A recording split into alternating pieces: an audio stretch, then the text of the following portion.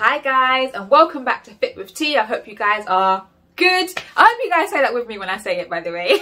Now, it's not uncommon for a new athlete, a younger athlete, a less experienced athlete to have weak ankles, okay? So whether you're a sprinter, long distance runner, middle distance runner, or maybe you do any other sport that involves running, and you found that your ankles are either collapsing, you're spraining your ankles often. But being a sprinter myself, I am going to just speak from a sprinter's perspective for a moment. Sprinting really requires you to have stiff ankles so that you minimize any energy wasted, so that you're able to literally propel yourself off of the ground as effectively as possible, as powerful as possible, without losing all that power from a weak or collapsed ankle, right? Sprint training does require you to do a lot of running, you know, if you're doing plyometric work, all that kind of stuff. You can find that your ankles get quite sore, okay? So if that's you, I hope that the exercises in this video will be a nice little routine, a nice little exercises that you can group together to make a prehab routine, just to help you prevent real injuries. You know, they may be a bit sore, but you don't want to get to a place where you actually fully sprain your ankle or something like that. So hopefully these exercises help you to prevent that, help you to strengthen your ankles, and yeah, just help you to keep on top of them so that they actually can get stronger and be able to handle the work that you're doing now that you are becoming, you know, a superstar athlete and all that. So I'm going to show you guys some exercises using mini bands and also some without mini bands, okay? So mini bands, if you don't know, are these. So this is an example of some. I've got 3 mini bands here, so they vary. Now, depending on what mini band or what brand you choose, they may be different colors, but in this example they are light,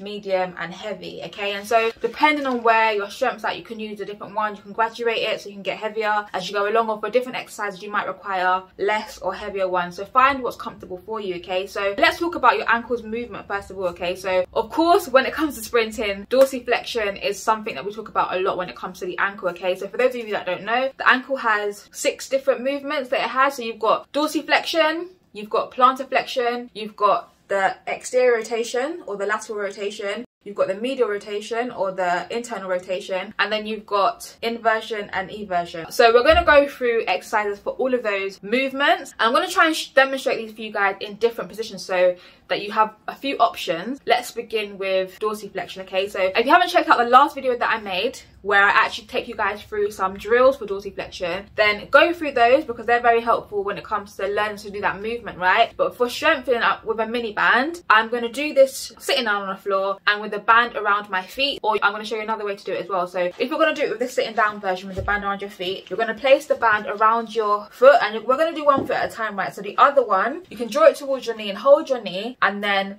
dorsiflex or point your toe towards your chest, okay? And you can practice it that way. With all these movements, you can try 10 to 20 reps, 3 to 4 sets. You can add this to your warm-up routine, so part of your prehab, or you can add it to your at-home routine, so do it a couple of times a week. You want it to be part of your routine so that you actually consistently strengthening your ankles, right? You're getting them to a place where they're consistently used to these movements, and of course it's going to eventually get to a place where hopefully they're stronger. You may need to move on to a different band, like I said, or you may need to move on to like using a cable so it's heavier, or you just may be at a good place now where you can just continue with the training that you're doing without actually continuing to get ankle pain afterwards, right? So for the dorsiflexion, another way to do the same exercise is to use a kettlebell or a weight or something to hold down the mini band on one end so that you can actually put your foot into it, and again just pull your toe towards you. You can do 2 feet at the same time, you can do 1 foot at the same time. I recommend 1 foot at a time because then you can concentrate on one side, because sometimes when you do things with 2 feet at the same time, you are using one side more than the other, or you're not concentrating on both of them equally, right? So dorsiflexion, you've got pulling your toe towards you using a mini band. You can do that either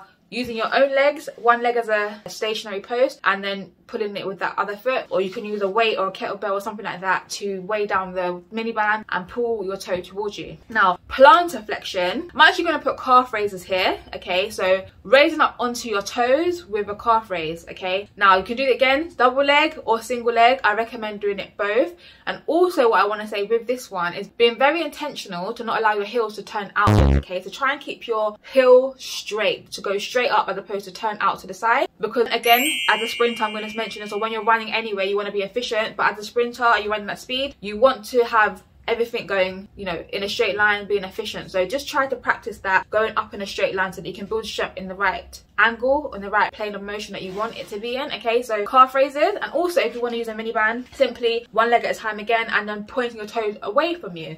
Okay, so pointing your toe away from you to practice that plantar flexion and get strength in that angle as well. Okay, now ankle stiffness is very important when it comes to sprinting, and I may make a video about ankle stiffness in particular, okay, just to talk about it in more detail, why it's important and stuff like that, and what that actually means. It doesn't mean tensing up your ankle, but what we mean by ankle stiffness, you want to minimize your energy wasted, you want to minimize power loss, and a floppy ankle will mean that you lose power, right? So you want to be stiff so that you're able to basically be as most efficient, power in as power out, as effectively as possible. So I also want to add in a stationary or an isometric calf hold. You're on your toes and holding a calf raise position. Hold it for maybe 10 to 30 seconds, and if you are a sprinter, I want you to do this with a high knee and try and keep your hip forward. Okay, so you're just mimicking that position that you want to be in that toe off position. So that toe off position is that first movement when your knee comes through and you're getting ready for the next stride, if that makes sense. You're in that nice, you know, that nice running position that you like to take a picture of, that one. Yeah, so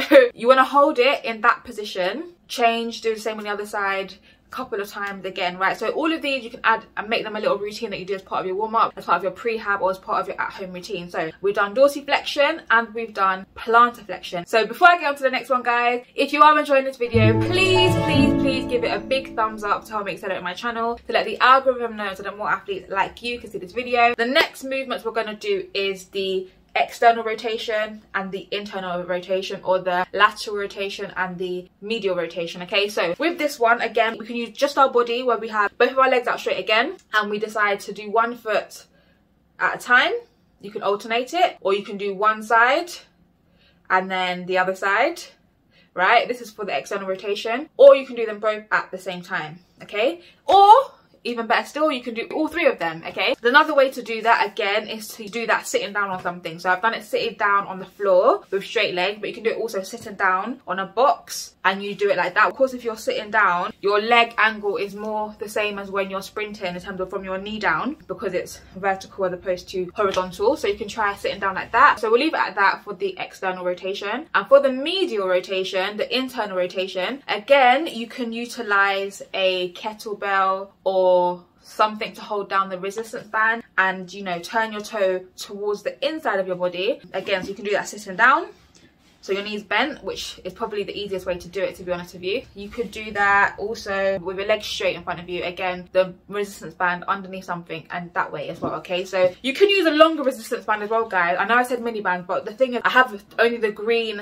long resistance band, and it's a bit too thick to do these kind of movements. So if you have like one of the skinnier ones, the longer skinnier ones, you can also use that, it's fine. So just find a resistance that is, you know, you find beneficial for you, that's not too heavy, not too light, but just right. And again, if all of those are too easy, or if you want to take it up a notch and you want to add it into a part of your actual strength work, then you can just use a cable as well. That's another option. So last but not least, we're going to talk about the inversion and eversion. Eversion and inversion, whichever way around it is, I will put it on the screen.